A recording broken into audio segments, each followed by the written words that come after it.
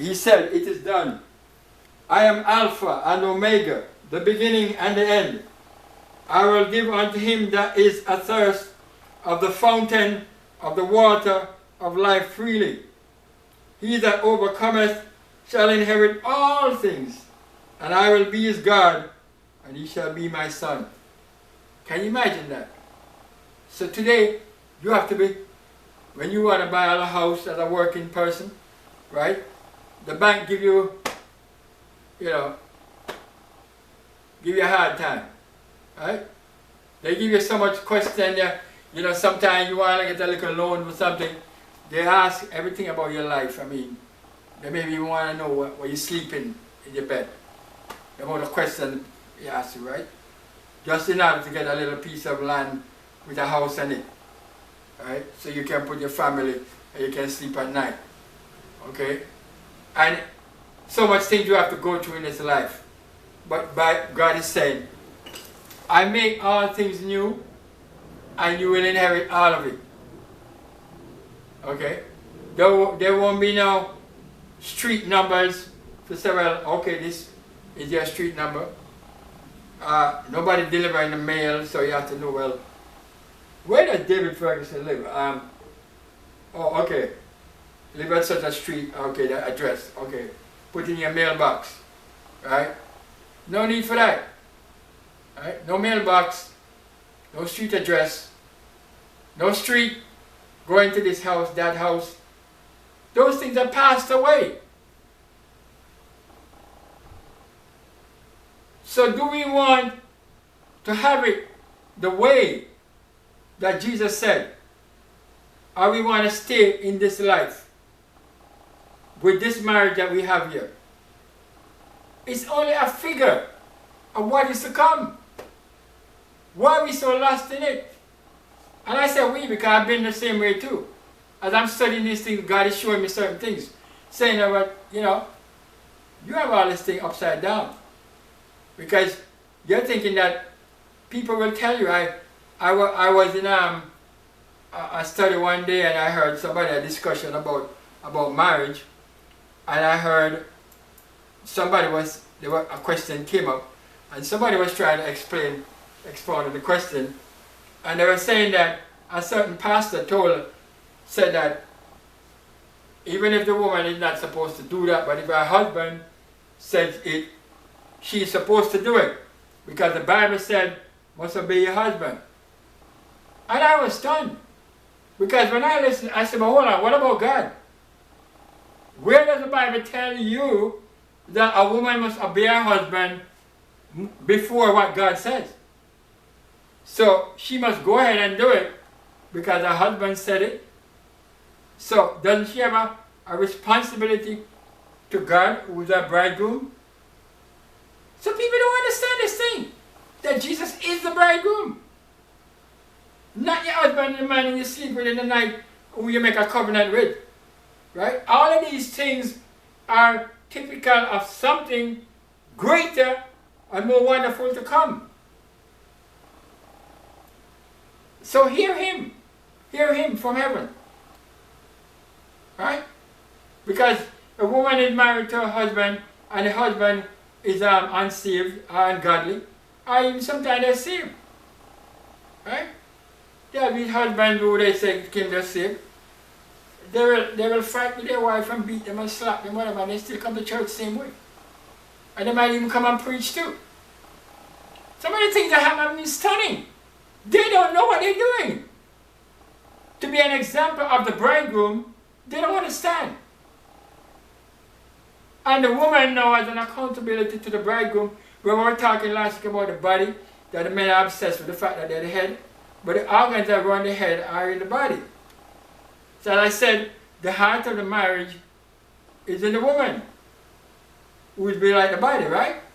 The heart of the marriage is in the woman, right? So a lot of love and the compassionalities, and without she send that blood up to you, up in the head, you're going to get really dizzy. Okay?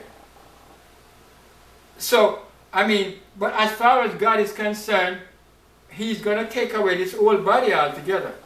This whole body. So all of these things about whose head and whose body and whose finger and toe and who is whatever, ankle, and all of those things won't be important. When God is ready to change us from this, to bring us up back from where we have descended, to be not just a little lower than the angels, but to be actually on par with the angels. Can you imagine something like that? I don't know about you, but to me, that thing, like, it not just blows my mind, but it makes me really feel good that God would really bring us up back to that place where we can be like angels. And I said, you know, well, I remember one night, God was going to, an angel was right there beside me, and God was saying the angel would appear before me, and I said, Lord, I can't deal with it, because I know I would pass out. Sometimes I said, maybe I should just make God do it and just let me pass out. Yeah. Because when John was on the Isle of Patmos, when he turned, he heard a voice behind him. When he turned, he saw the Lord, and when he turned, what happened to him? Revelation chapter 1, he passed out. Right? There is a story like that also, I think in Daniel 7. Daniel, he said, his comeliness was total corruption. The best, he just collapsed. Right? Can you imagine that kind of glory? Hallelujah! That God has called us unto, where He's bringing us up to. And you're going to exchange that for sex, and for money, and for cars, and houses, and all these things which perish. Not only do these things perish, but you also perish. If you even live as old as Methuselah, which is not going to happen. Because you see what was happening in the time of Noah. Bible, God was saying that the people were so wicked. He said, I can't make them live so long. So I must deal with this. For 1,000 years, I must deal with these people. He said, no. Cut their lifespan. And he come down to the same thing now. But sometimes I hear people I said, they tell you, we can live, this other side YouTube, live to 100 years. Live to 100 years how? Right? Because you're taking medication every day. You know, as I said, when I was a boy growing up, I went to the doctor, he gave me the bottle of medicine.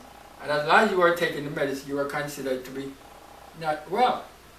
But now I hear they say people are well taking medicine. So I don't know what. This world is crazy now, I'm telling you. How can you be well if you're taking medicine? You're well if your body is able to balance on its own. And they don't want you to balance your body on its own. So they sometimes give you medication that make you addicted to it. And they tell you must keep taking it, keep taking it, keep taking it. You know? I remember I was going to college, and one day we used to work, and we go to college in the evening, we have classes, and the company would give you sometime a day off, go to school, which, yeah, okay, let me not get into that. And then, but one evening we went to school, and there's this guy, I can't remember his name, and we're talking, and I saw something on a mountain ridge. So I said to him, I said to him, hey, Tom, see that thing over there, so and so. And he looked at me and he laughed. And he said to me, what am I trying to do? Because he said, you know, I wear glasses. He said, I can't see what you're seeing, right?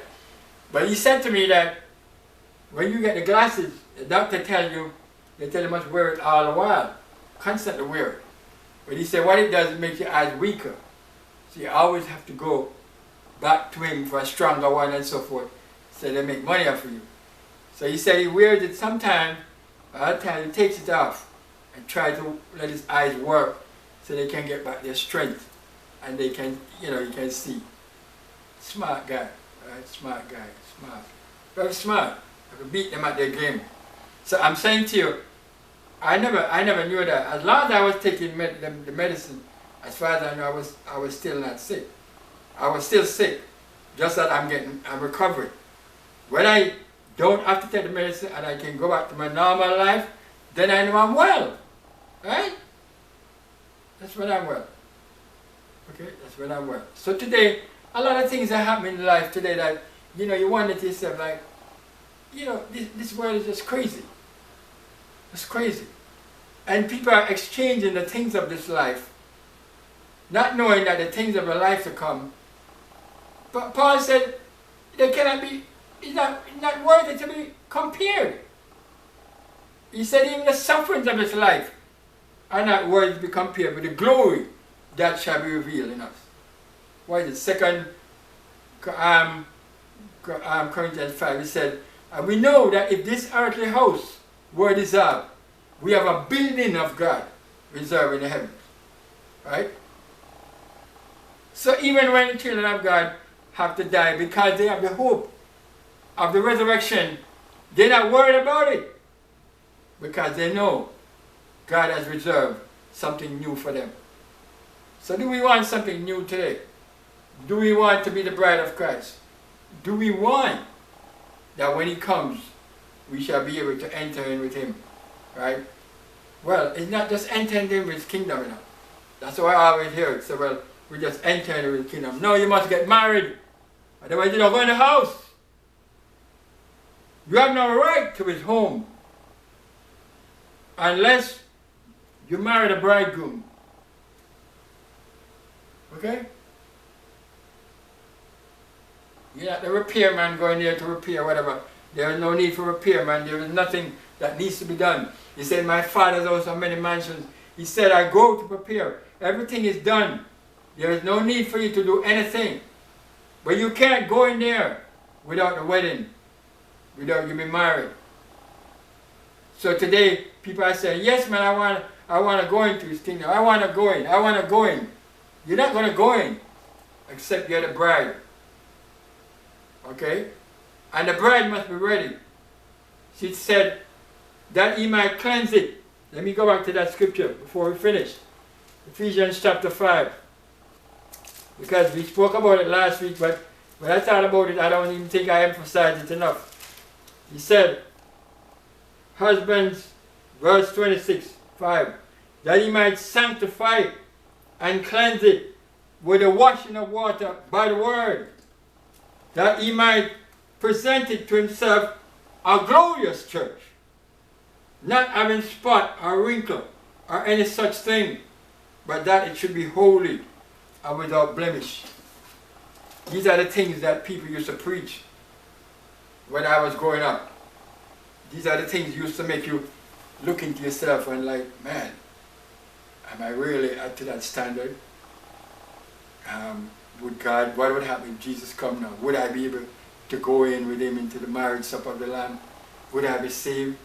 Would I be like Judas Iscariot? Would I be like Peter? Would I be like, you know?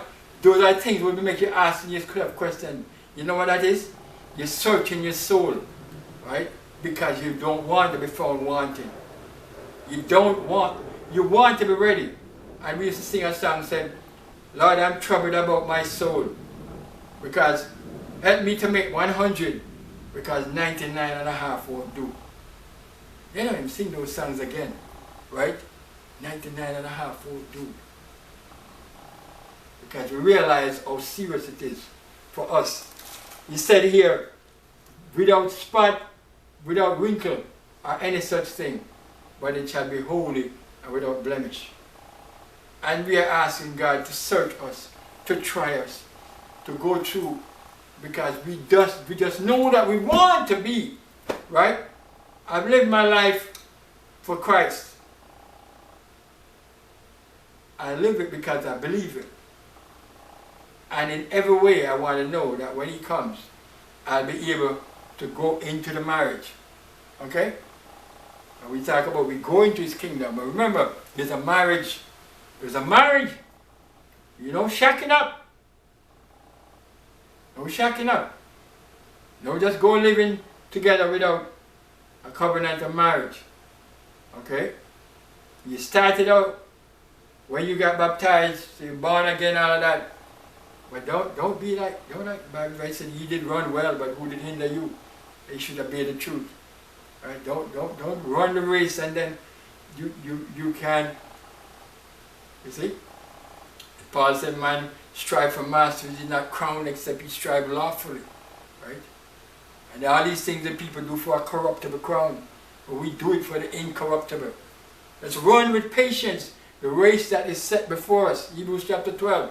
Looking unto Jesus, the author and finisher of our faith, who for the joy that was set before him endured the cross, despising the shame, and is set down at the right hand. Right? So, we're saying here that he might sanctify, presented to himself a glorious church. This is what it's all about. Okay? So let's put aside all these things about this life. Right? Yeah, man, you want to get this done. You want to get married before Jesus comes. Yeah, because you want to know what it is to be married. But that's what's going to happen.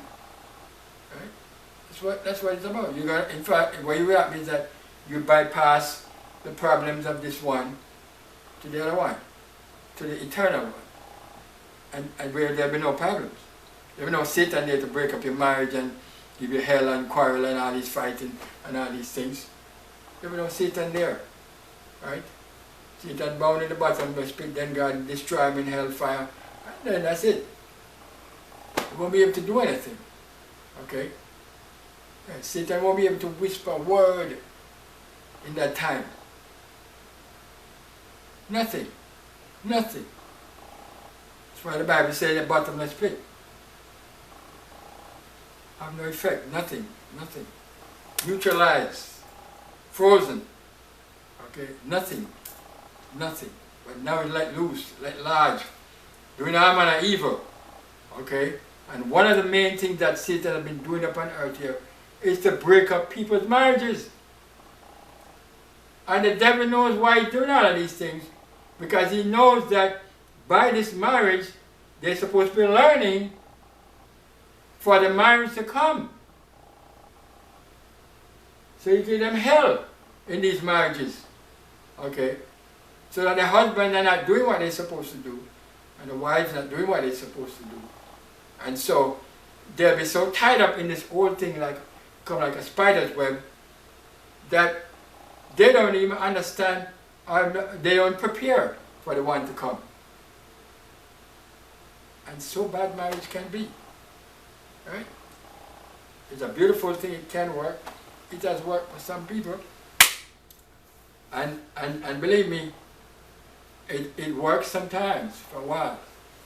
And then the devil just start to pull it down, and sometimes, you know, your mind could just break up, and every day you think about it, you can't understand even how did this even happen, and why? Why? You're asking yourself, why? You're still asking questions. Okay? Because you are so sure that you are on the right track, and everything was going well, and then the devil just start pulling down your blocks like that, and things just start crumbling, right? And it ends, and you don't even know. But one thing you know is that you learn to love, and not to keep grudges, not to keep animosity, right? Not to fight, okay? Because the grace of God, and because if you follow, just sometimes those feelings, of course, that's why the devil usually drag you down to hell. Okay? And sex can't solve it. Okay? If that were the case, then a lot of these things wouldn't happen. Okay?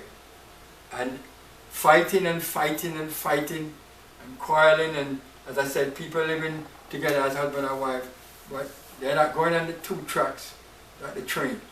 One is going, everyone, they're going their own separate ways. And today what people call marriage is crazy. That's not what God ordained.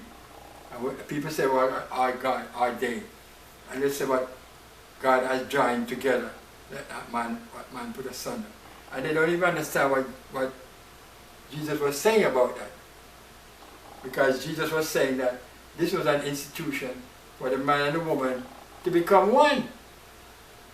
And people are saying to themselves, well, I remember somebody was saying, well, oh, this is one couple, he joined them, one. This is another couple, he joined them, one. You don't join anybody, one. And I hear some people say that because in the church you join better than the person who get married from the mayor. What's the difference? The pastor have a license, and you have a license, and without him having a license, they can't marry. Okay? You still get married under the law of the land. But you don't join anybody. Those people have to join themselves.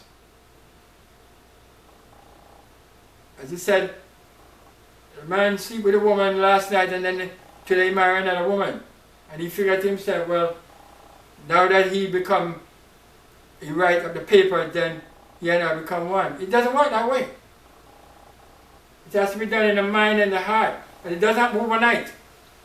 So the husband and wife join themselves, no minister, no mayor, nobody. They join themselves because they are the ones who bring themselves together and align themselves to be one. But they don't do that. And they think as well like magic, till everything's about magic is going to happen right there at the altar. You think that's what's going to happen? It's not going to happen. No magic. It's something that's going to be worked on, and you're going to have to try to make it work. And it might not work. Because what other person have in their mind might be something different from you. That person might not even want it to work. Because they have a different concept of what marriage is about. Okay? But if we would understand the marriage supper of the Lamb and Jesus Christ the bridegroom and what he has set up, then we would know how to prepare ourselves. And I said to myself, right now, if I should ever have to counsel somebody about marriage, it would be so much different from what I did before. Because God has shown me these things. Right? It's not you. You can't do it. They have to do it to themselves. And if they don't want to do it, it's not going to happen. Right? And the only way they're going to do it, if they look to heaven for God to make it work for them. Right? The devil is busy destroying marriages. He knows that's a symbol of the life between Christ and his church. And he wants people to be tied up inside of it in such a way that they don't appreciate marriage again. Right? They're not even interested in it. So many people when their marriages end, what do? They shack up or just, let loose. This girl told me, she said, well, we just have fun. Let's have fun. There's no more need for. She said, I got married, I thought it was so serious. And I believe I got married in church, I got married before God, and all of these things. Now, our husband do a lot of evil and marriage broke up and all this other thing. So now, what do? Let's have fun. Right? No need for that anymore. So what they do? They don't believe in marriage anymore. Right? Not anymore. So how are you going to even believe in the marriage of Christ and the church? Right? People are even sometimes in the same house living together, husband and wife, and they really don't believe in marriage again because they're looking outside here and there and all manner of stuff going on. How are you going to believe in this marriage and to be the bride of Christ? How are you going to be ready to be the bride of Christ? Right? The devil has confused people. Right? And so it is. So it is. So there is nothing as important to us as the kingdom of God. The Bible said the New Jerusalem came down prepared as a bride adorned for her husband. And so this is what we need to do, to be adorned for our husband, to be ready. Right? Without spot, without wrinkle, or any such thing. I'm not going to tell you that I'm perfect and nothing is wrong with me because one thing I'm telling you is this, I'm conscious of that God is a holy God and he will not accept anything more than holiness. Right? That's what he's going to accept. Okay? Because God has said, right, after he destroyed the world, in the time of Noah, he had 8 people who were left there. But there was sin in them. And the sin manifested itself and came up like